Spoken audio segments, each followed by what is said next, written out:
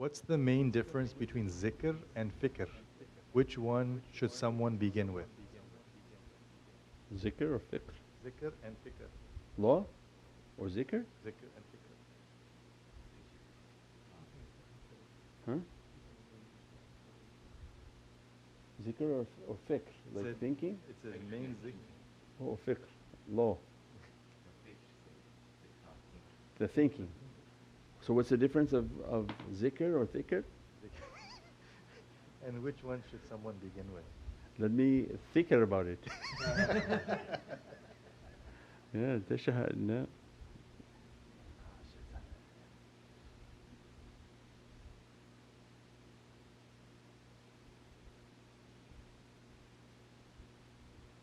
Yeah, they go hand in hand. It's not something you start and then don't do the other one. So it means the way of the tariqah, that's why the tariqahs all do zikr and all do fikr. That's nice. Means that the zikr is an energy. Dhikrullahi tatma'innu quloob, that we come to the zikr to be washed and to be cleaned and to take away everything. If you follow our teachings, let's reduce everything to energy. So the importance of understanding the energy and how to build the good energy. So we come with a negative energy in our lives to the associations, Allah sends us for guidance. So when we have a negative energy, our responsibility is to go somewhere that we can clean that energy. The zikrs are a big washing machine. As soon as you enter into the zikr, the energy that is coming into the zikr is washing, because the angels are circumambulating all the holy souls that are present. The zikr is washing all of the badness and bad character away. And then the student also has a responsibility to participate. It's not just you sit and do the zikr, but the homework is to do the thinking and contemplation. That if I'm coming in as a sinner and coming in with bad character, at some point I want to step in this circle without that bad character. So tafakkur and tadhakkar. Tafakkur is to take a life in which Allah says basically stop and smell the roses. That you're moving through this life too fast, you're not getting a sense of what Allah wants for us. So we're coming, then we're being washed, we're being cleaned, and then tafakkur. Tafakkur is I stop and slow down, oh my Lord, what is it that you want from me? What is it? What is my bad character? What am I doing wrong every night? That's why we said the isolation now can draw people to be very mad, insane mad, or they become very beatific.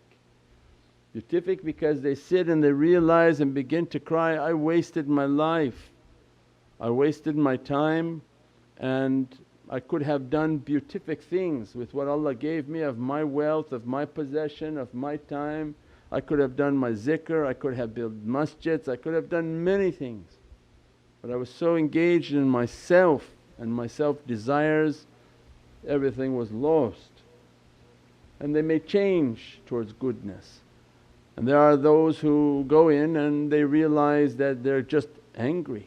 They don't want to be caged, they want to be out partying, they want to be out doing every type of sinful and forbidden thing. And they regret very much that they're being locked up, and then they become angrier and angrier. That's tafakkur, to stop and to get a sense. Tadhakkar is at a much higher level in which you remember. Once you stopped and took a life of tafakkur, is contemplation, contemplate is now a God consciousness and a self-conscious, that your soul in Divine Presence will begin to communicate with you, tell you that what you should have been doing. And tadhakkar is then now remember what Allah taught us, remember the knowledges Allah gave us, remember everything that Allah allama al-Qur'an badan khalaqal insan. In this allama al-Qur'an what Allah taught, the soul will begin to ask us. What Allah taught us of realities, how come you're not remembering them? Tadhakkir is then to now reach to a level in which you stopped, you contemplated, and now your soul will begin to teach you to remember the ocean of reality that Allah has taught you. And that's why when we think from energy in the world of light, everything we do is been given to our soul. And the soul's dress and nobility and honour, it's all these gifts that are being dressed upon the soul. It's the soul that doesn't trust the body. The soul does not trust our physical body and doesn't want to give us any of the gifts. Thinks always that if I give you, you're going to ruin it. So there are actually two beings. There's the soul of somebody that is reaching their purification, and there's the physicality of insan. If they purify and clean their physicality, Allah will give a command from Atiullah, Ati Rasulu ulul amri minkum, that now your soul can begin to teach you and begins to now give you the hal, the feelings, kashf, the visions and the knowledges. But that's until your body reaches a trustworthy state. That's why people don't want to reach that state. Say, no shaykh, just you got to open it, you got to open it, even if they're family members, just open it, open it. It doesn't work that way. Your soul doesn't trust you, more or less the shaykh to trust you. Your soul's no way. And every time a test comes and you explode, you get angry, you exhibit these characteristics, the soul is saying, no, see, this way. Because if the soul was to give you realities and you're not in control of your body, can you imagine what type of harm that would do onto this earth? It's a pharaoh. Your body would go out and be like a wizard and a magician and doing every kind of crazy deceitful thing, all from haqqaiqs. So the soul is much tougher than the TSA, CIA, Mossad, everything. It's going to evaluate your physicality, watch all of the tests that are coming from Allah, that your physicality has to be trustworthy, clean, correct, and that your characteristics have to be under control. Then the soul begins to send its futuhats, its understandings and contemplations, inshaAllah. How should we improve our contemplation? Just meditate. They'll sit and meditate. Meditation is not easy as Western people, because you're a believer and Allah knows that as a believer shaitan is after you. Now if you're not a believer and you have all sorts of markings all over your place and you have dreadlocks, of course meditation is wonderful for you because shaitan already has you. He's not going to bother you, he's going to say, you go sit by this tree and the bears will be nice with you, because you're already his murid. He has no interest in bothering his students. He makes them hallucinate to think that they're seeing everything beautiful and the angels are coming and the fairies are coming. No, they're all demons disguised as angels. But when you believe in Allah and you believe in the heavens and you take away of the prophetic reality, the prophets of oneness, of course now you're an enemy to shaitan. And shaitan going to make every obstacle possible so that you don't reach your contemplation and you don't have tafakkur and you don't have tadhakkir, that you don't remember what Allah bestowed upon you. That's why it's hard. So then every time I sit to contemplate, as soon as the zikrs begin, the zikr is the perfect time of contemplation because of the energies of the shaykhs. The energies come to hit the ego and give you a sense or a time of serenity. In that time you make your madad, your contemplation that connect your heart, and then every night you make a little of your contemplation. But more important, what did I do wrong? What did I say wrong? What did I do wrong? What was my interaction with the fellow students or the shaykh? That one is rare because not that many people have an interaction with the shaykh because of its danger, and it's very dangerous.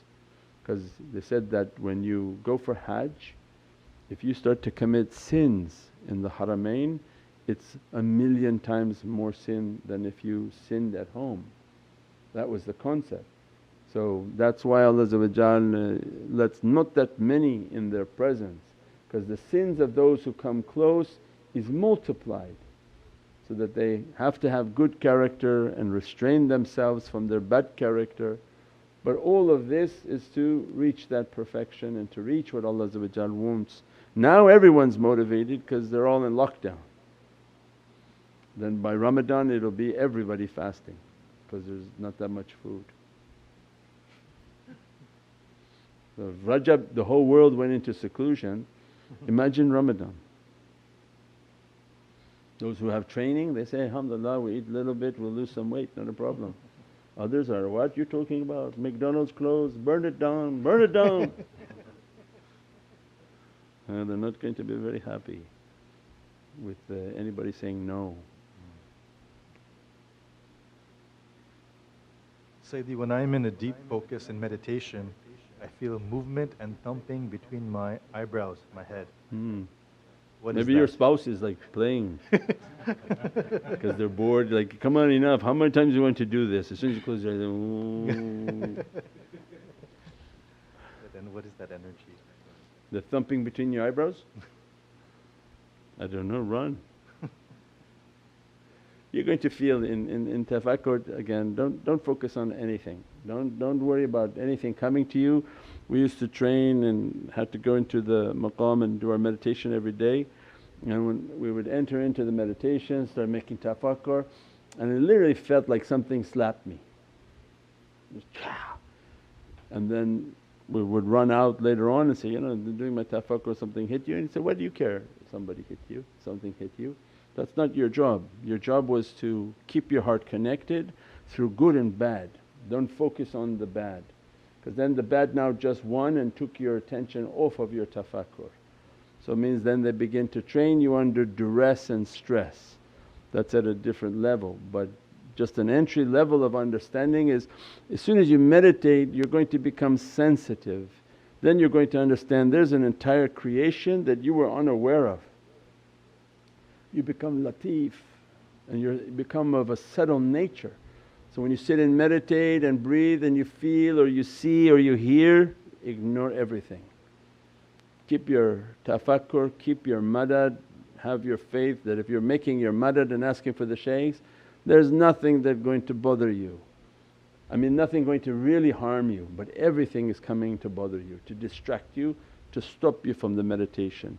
Don't worry about what you see, don't worry about what begin to touch you. They would begin to touch and then face would swell up from their energies like beasting, and you just keep focusing, something begin to bite you, keep focusing. You should have a strong connection and the madad. You understand once you make your madad that come and dress me, the energy of the madad should come in and begin to push every negativity away, so that you come to the realization of how weak we are, and that when this madad and energy comes it begin to push every type of negativity away. So don't focus on what you see and what you hear and what you guys, because if it frightens you it's to stop you. So Shaykh Abdul Faiz Dagestani Qaddasallahu Siru, immense maqam, so there's nothing even comparable.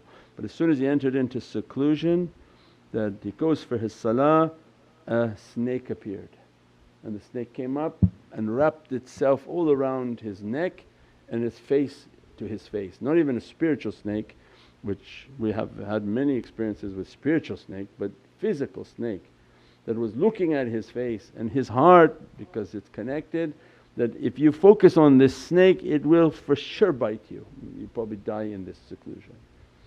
So he was taught, don't focus on that snake, focus on your salah. And he said that he prayed, every time he would go for sujood the snake moved out of the way, and he would make his sujood, come back up, make his prayers. So he don't know how long he prayed like that with the snake as his companion around his neck. Why? To make sure your focus is on what? Your focus not to be distracted upon anything. You're not here for the treasures, and you're not scared of the fears and somebody boo and trying to scare you out of your tafakkur, inshaAllah. Sayyidi, can you speak about the energetic protection of children, meaning they don't have to want to make wudu and zikr etc. There are beings protecting them anyway? The kids. Yeah, for the children they have, if the character is good, they have an angelic reality that's around them, but they inherit the sins of the parents. So there's also things coming towards them. That's why the family is like an imam, the leader of the family. He's responsible for his practices, his actions, his character. As he's learning these realities, he's bringing an energy into his home like a shield. Just like you buy ADT or security services for your house because you say, oh my God, in the middle of the night I don't want to get robbed. Well, this is a spiritual security. And how you buy insurance policies, make sure your insurance never lapse, because in the middle of the lapse that's when difficulty comes. Your insurance is your support, your energy is your security system. As soon as you're meditating, there's an energy coming, an energy building, an energy coming all around the home. And many times the children want to come into that room that you're meditating and they learn your system of watching you and you breathe and you're connecting. That barakah dresses them. Then watching the zikr, having a life of raising the children within the zikr, then again they be dressed by those lights and dressed by those blessings. And then all the other practices, when the children are screaming and yelling too much, then you should do a wudu upon them. There's an energy that's making them to howl and growl too much. So you take them gently in to the wash area and just make a wudu. Just like how water brings down fire, they also can acquire a fire because of the subtlety of their nature. So they wear the taweez like we wear the taweez. They yell and scream uncontrollably, then it's your responsibility to discipline them and control that wildness, and the use of water is highly advised. So you water it and put out the fire of someone getting too aggressive and too screaming and yelling, inshaAllah.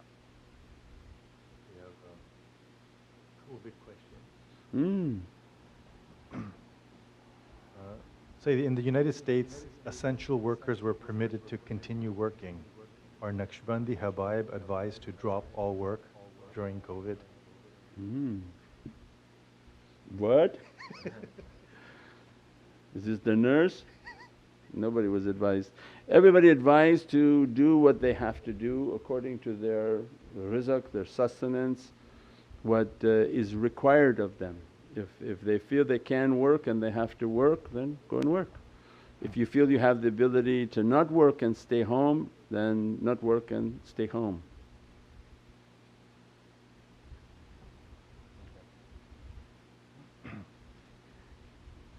Sayyidi, how do we know that our account is somewhat decent with Allah so that when the time comes we can embrace death with full preparation? Yeah, how much do you love Allah and how much do you love Prophet? As much as you love them and you love with good character and good actions. Again, we've talked on other times where some people you meet and they say, oh I love God. I said, but yeah, why are you so mean and rotten? So how can somebody claim to love the Divine but have a rotten heart with rotten actions, harsh words? So it's a whole package. When I know that I'm trying my best to be good, to be polite at times, to correct myself when I'm being aggressive, and I have an immense love, I have an immense love for Allah, a love for Prophet. I'm trying my best to be sincere, then you must know that this love that's in your heart is a gift from Allah. You didn't get it. You didn't get it by going outside and plowing the garden. Allah gave you a ni'mat and a gift. That is the result of this good character. So when we have good character and we have this love and this compassion, it's Allah saying, this is my gift to you. That's when we talked before, when sincere person cries, Allah's in the tear, Allah's in every emotion of His beloved servants.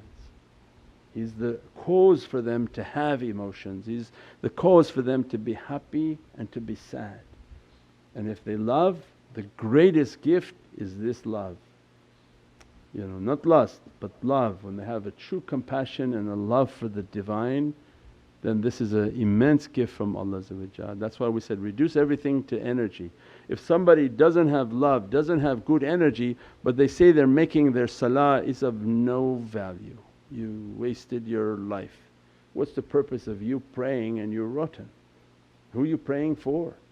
Allah didn't need your prayers, you needed your prayers. So these people who are focusing on just the amal, amal, amal, but they never talk, is your heart good or is it rotten? If your heart is dead, then it's dead man praying. Do the dead prayer count? No. It's najis too, it's dirty, because dead is not something that goes and prays. So it means that the heart has to be alive and sun has to be alive. When they're alive with good and loving heart, everything they do is blessed and dear to Allah inshaAllah. And Allah's gift is love. Two questions related to meditation. One from a beginner. Sayyidi, please tell how to begin meditation. And then another brother asks, how can we progress in energy through madad across body meditation, mind meditation and soul meditation by grounding ourselves to be nothing? The meditation, go to the website on how to meditate, the article on Sufi meditation on SufiMeditationCenter.com. Go and click on how to meditate, and we have it all written there, how to breathe, how to make the steps, very simple. Just close your eyes and sit for 5 minutes, 6 minutes every day and contemplate and breathe and play some nice salawat so that you're not distracted with your mind, and begin the process of meditation. Later you understand on how to meditate and then to keep the presence of the shaykh in his spiritual form. And then making your connection, your rabita with these awliyaullah, so that you're not meditating alone, and then you keep progressing in this ocean of meditation. And then in the pursuit of angelic power, so we put a whole book on how to pursue angelic power. That was a whole sort of summarization of all these hundreds of articles condensed down. And what we're trying to pursue is an angelic qudra, not the magnetic earth frequency of these jinn world and their electricity, but angelic qudra. How to raise the character, raise the frequency with zikr, with meditation, contemplation, so that we resonate at an angelic frequency. Through that angelic frequency and that light, that energy, then everything becomes clear, especially in Naqshbandiyya. How to meditate into the heart, how to meditate with the soul, how to close off the mind. The first zikr, La ilaha illallah, La is on the head. That this way towards the Divine is not through your head. So don't use your head with the shaykh, don't try to think what he's saying, because this La is here that cut your head is of no importance into that reality. Anything that you're being taught, let it come into the heart and that's end. If it leaves the heart and goes and starts to move towards the head, it's already lost, because shaitan resides within insan's head. His nafs and shaitan, they're up there partners together in this piece of meat that's in a closet. It has never seen the light, it's seen nothing, your brain. And shaitan's up there and everything contemplating, thinking, let me see, let me question, I just want to know. Why you have to know? This tariqah was not about you have to know, because you're saying that your head has to know, means your ego and shaitan, they want to be educated in what you're talking about. Why? Why do your head has to know what the shaykh is talking about? He said it, you believe it, put it into your heart. That is the way of the tariq and the way of reaching towards realities. If you don't take that and you keep saying, I'm not going to do it that way, then no problem. You're handicapping yourself and you will never reach to the reality. And they'll sit with you 100 years, it doesn't matter, and in the grave they'll try to teach you. But the system they have, you cannot customize them.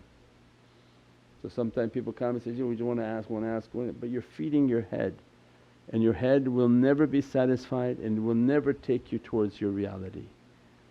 And as much as you feed your head, they want more, I want more, I want more. Now he opened a door into which to question everything. That's not faith. Faith is to hear it, as long as good and clean we're talking about, not crazy things. It's good and clean, it's faith, comes into my heart, true, it's a haqq, and I'm going to do it. I'm going to try to fulfill that prayer, to fulfill that obligation. As soon as it enters my head, it's lost with shaitan. You learned it and understood it through your head, it has now absolutely no value to you. You just answered one of the questions. Another one. Sayyidi, how to keep connection 24/7 to the Shaykh, although we are very weak, why do we feel sometimes we lose control and suddenly shaitan is taking control over us? Please pray for us.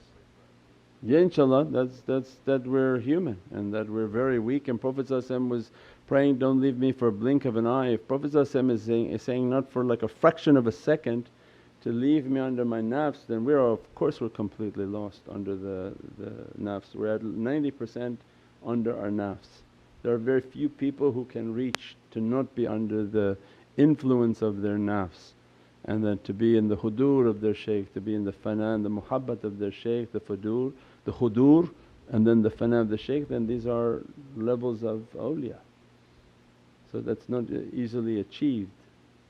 But we took a path in which to keep trying, and let Allah open.